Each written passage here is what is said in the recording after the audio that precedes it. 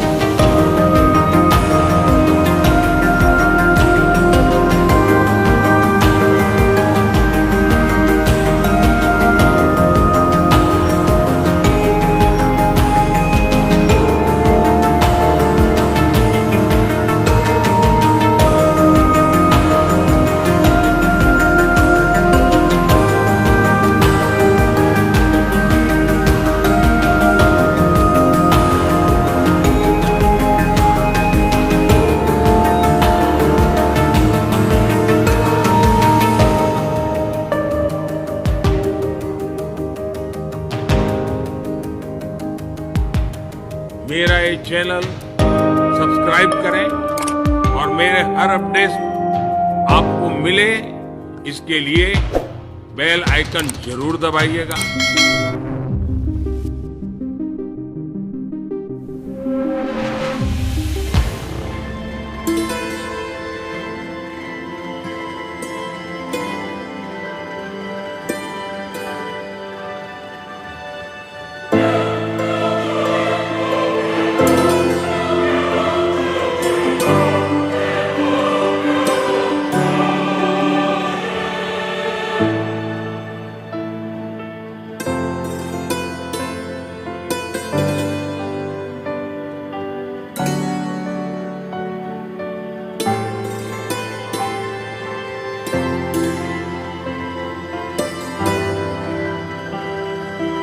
मेरा ये channel subscribe करें और मेरे हर अपडेट आपको मिले, इसके लिए बेल आइकन जरूर दबाइएगा।